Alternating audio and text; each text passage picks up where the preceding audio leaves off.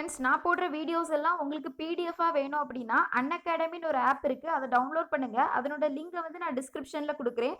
அதை டவுன்லோட் பண்ணி நீங்கள் சர்ச்சஸ் ஃபார் கோர்சஸ் அண்ட் எஜுகேட்டர்ஸில் வந்து வனிதா கே அப்படின்னு டைப் பண்ணீங்க அப்படின்னா என்னோட வீடியோஸ் எல்லாமே அதில் வரும். உங்களுக்கு என்ன வீடியோஸ் வேணுமோ அதனுடைய இதான் என்னுடைய நேம் வனிதா கே, இதான் என்னுடைய ப்ரொஃபைல். இதில் வந்து நீங்கள் என்ன ஃபாலோ பண்ணீங்க அப்படின்னா நான் போடுற வீடியோஸ் எல்லாமே உங்களுக்கு உடனுக்குடன் அப்டேட் ஆகும். இப்போ நான் ரீசெண்டாக போட்டுட்ருக்கிறது இந்து அறநிலையத்துறையில் உள்ள மல்டிபிள் சாய்ஸ் கொஸ்டின். ஸோ அதுவும் யூஸ்ஃபுல்லாக இருக்கும். நீங்கள் அந்த ஆப்பை டவுன்லோட் பண்ணி அதுலேயும் பாருங்கள். 20 இம்பார்ட்டன்ட் கொஸ்டின் பார்க்க போகிறோம். ஃபர்ஸ்ட் கொஸ்டின் பாருங்கள். வேதம் தமிழ் செய்த மாறன் சடகோபன் யாருன்னு கேட்டிருக்கு. நம்மாழ்வாரை தான் அப்படி சொல்லுவோம். வேதம் தமிழ் செய்த மாறன் சடகோபர் யாருன்னு கேட்டா நம்மாழ்வார். Second question. திவ்ய பிரபந்தத்தில் எத்தனை புத்தகங்கள் எத்தனை பாடல்கள் இருக்கின்றன அப்படின்னு கேட்டிருக்காங்க. திவ்ய பிரபந்தம் மொத்தம் எவ்வளவுன்னு தெரியும்? 4000 திவ்ய பிரபந்தம். 4000 அப்படிங்கிறது எதை குறிக்கும்னு பார்த்தீங்கன்னா பாடல்களை தான் குறிக்கும், புத்தகத்தை குறிக்காது. எத்தனை புத்தகங்கள் உண்டுன்னு கேட்டா மொத்தம் 24 புத்தகங்கள் உண்டு. 24 புத்தகங்கள்ல 4000 பாடல்கள் உண்டு. அதனாலதான் அதை நம்ம 4000 திவ்ய பிரபந்தம் அப்படின்னு சொல்லுவோம். மூணாவது கொஸ்டின். திருவிருத்தம், திருவாசிரியம், பெரிய திருவந்தாதி, திருவாய்மொழி ஆகிய பாடல்களின் தொகுப்பை பாடியவர் யார்? அவைகளின் தனி சிறப்பு என்ன அப்படின்னு கேட்டிருக்காங்க. இந்த மூணையுமே பாடியவர் வந்து நம்மாழ்வார் தான். நம்மாழ்வார் தான் இந்த மூணையுமே பாடினாரு.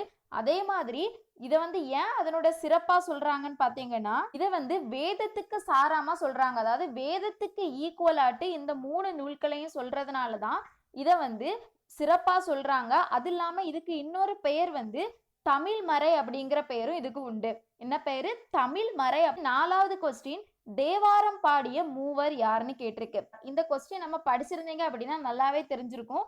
அதாவது அப்பர், சம்பந்தர், சுந்தர். தோத்திரம் டாபிக் படிச்சிருந்தீங்க அப்படின்னா திருமுறைகள் டீட்டெயிலா படிச்சிருப்பீங்க. அந்த வீடியோ ஃபுல்லா பார்த்திருந்தீங்க அப்படின்னா இந்த கொஸ்டினுக்கு ஆன்சர் பண்ணிடலாம். தேவாரம் பாடிய மூவர் வந்து சம்பந்தர், அப்பர், சுந்தரர். அஞ்சாவது கொஸ்டின். திருவாசகத்தை பாடியவர் யாருன்னு கேட்டிருக்கு. இதுவும் நம்ம தோத்திரம் வீடியோ பார்த்திருந்தீங்கன்னா சொல்லிடலாம். திருவாசகத்தை பாடியவர் யாருன்னு கேட்டா மாணிக்க வாசகர். மாணிக்க வாசகர் தான் திருவாசகத்தை பாடினாரு. இனி ஆறாவது கொஸ்டின்.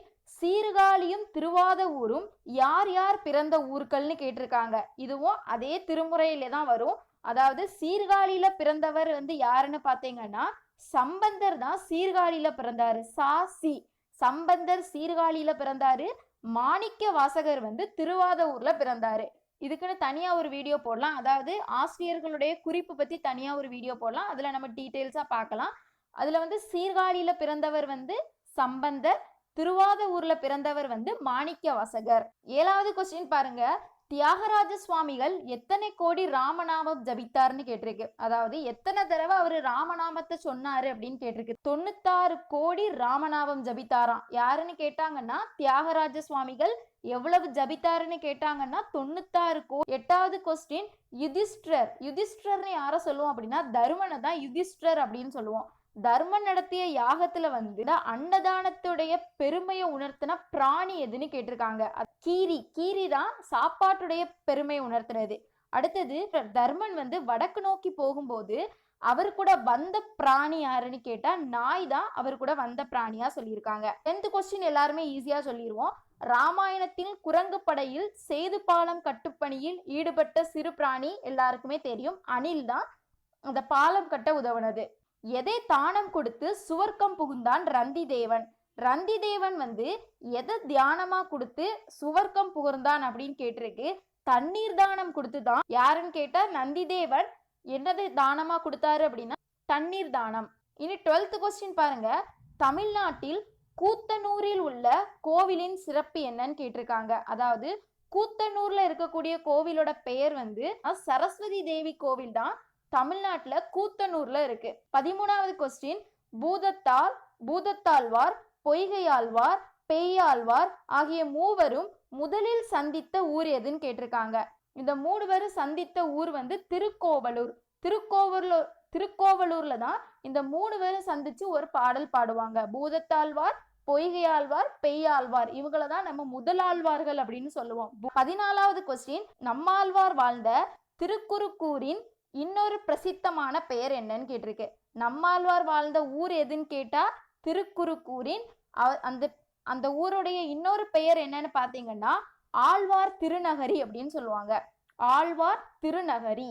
15வது கொஸ்டின், திவ்ய பிரபந்தத்தில் திருமாலை, திருப்பள்ளி எழுச்சி ஆகிய 2 பாசுரங்கள் ஏற்றியவர் யார்?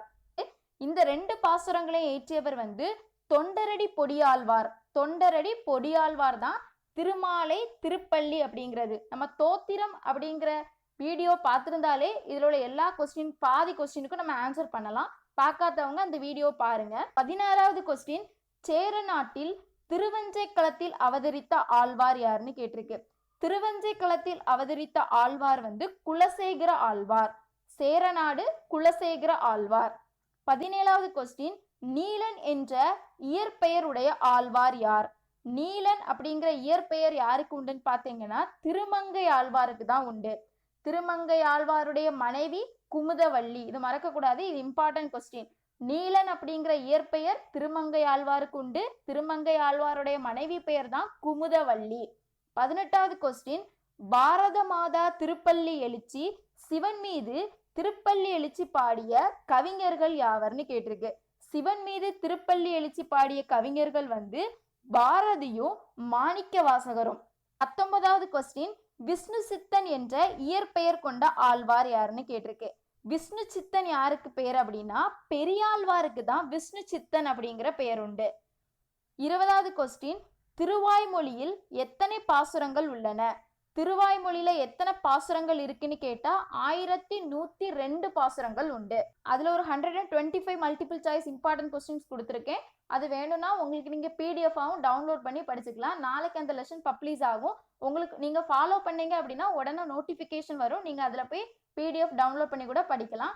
Thank you friends. தேங்க்யூ ஃபார் வாட்சிங் திஸ் வீடியோ. இந்த வீடியோ உங்களுக்கு பிடிச்சிருந்துச்சுன்னா லைக் பண்ணுங்க, ஷேர் பண்ணுங்க, மறக்காம சப்ஸ்கிரைப் பண்ணுங்க. சப்ஸ்கிரைப் பண்ணும்போது பக்கத்துல இருக்கிற பெல் ஐக்கானை கிளிக் பண்ணுங்க.